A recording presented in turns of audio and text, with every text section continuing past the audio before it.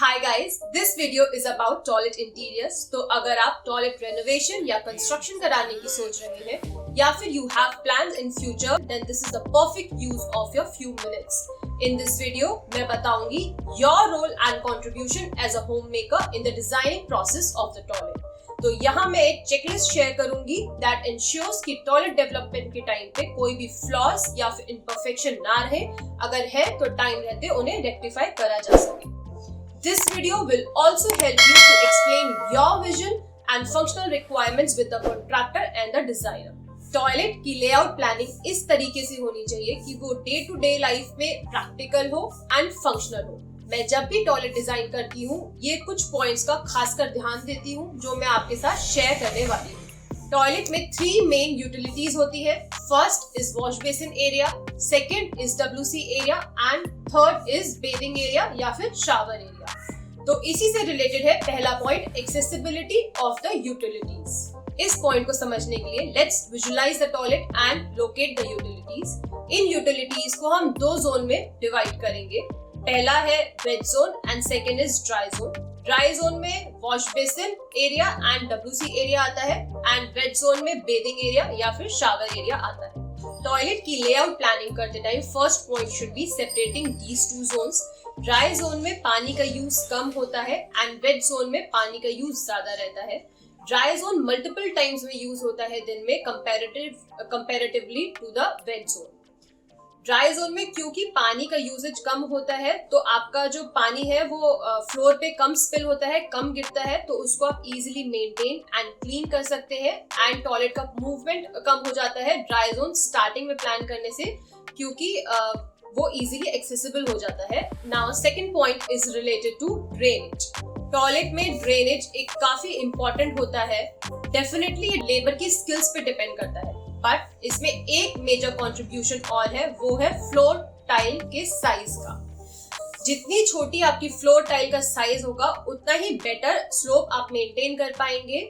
अगर आपको बड़ी टाइल लेने का मन है टॉयलेट में तो आप 24 इंचेस बाय 24 इंचेस से ऊपर का टाइल साइज चूज ना करें. अगर इससे ऊपर का टाइल साइज लेंगे तो टॉयलेट में स्लोप मेंटेन करने में दिक्कत होगी, बिकॉज टॉयलेट की जो विड्थ होती है वो कम होती है.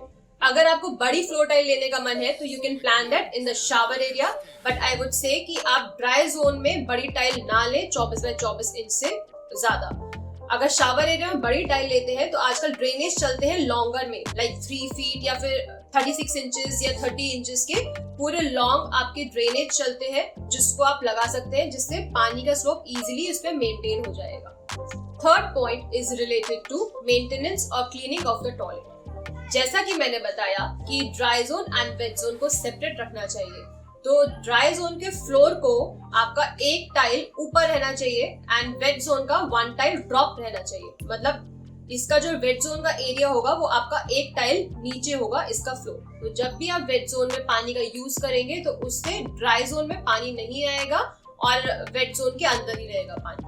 The second way is कि आप dry zone and wet zone के बीच में एक अपस्टैंड दे दें 3 इंचेस का, जो आपके 2 स्टोन्स होते हैं, 1 स्टोन ये एंड 1 स्टोन ये, ऐसे रख के ये 2 स्टोन्स आ जाएंगे थिकनेस में एंड इसकी हाइट जो है आप 3 इंचेस की ले सकते हैं, या फिर यहाँ पे 1 ब्रिक का भी आप अपस्टैंड बना सकते हैं. This is the second way of separating these 2, जो मेक श्योर करेगा कि जब भी वेट जोन में पानी का काम हो रहा है वो आपका ड्राई जोन में ना आए एंड आपका टॉयलेट क्लीन रहे. तीसरा पॉइंट है कि शावर बेथिंग के केस में शावर करते टाइम वाटर का स्पिलेज होता है, बिकॉज आपके हैंड अगर ऐसे रहते हैं तो वाटर का स्पिलेज से आपका जो ड्राई एरिया होता है वो गीले होने के चांसेस बढ़ जाते हैं एंड अगर WC वगैरह पास में है तो उस पे भी वाटर का स्प्लैश जाता है. We generally recommend for the glass partition.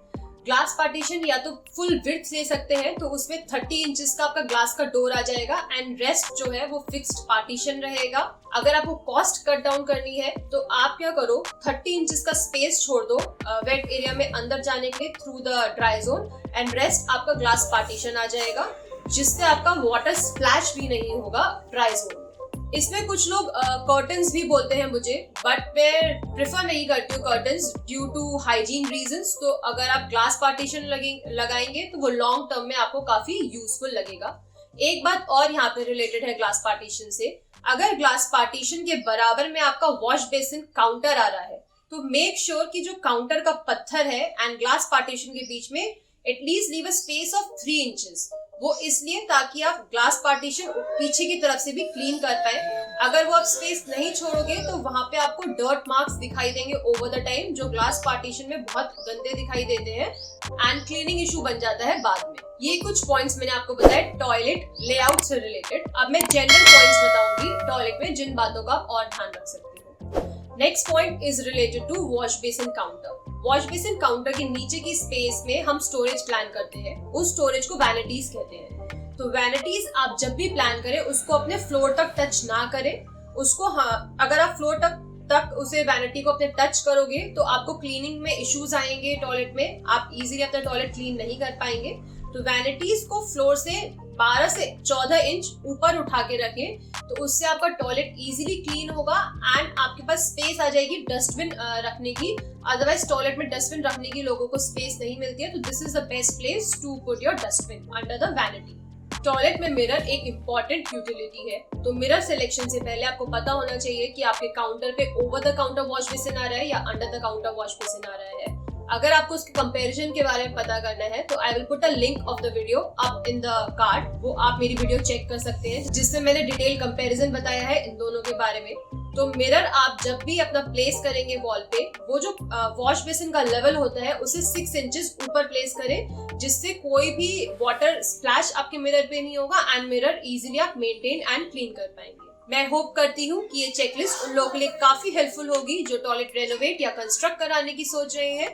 तो please feel free to share this checklist with the designer or the contractor so that you can share your vision and expectation with them. Bye and take care.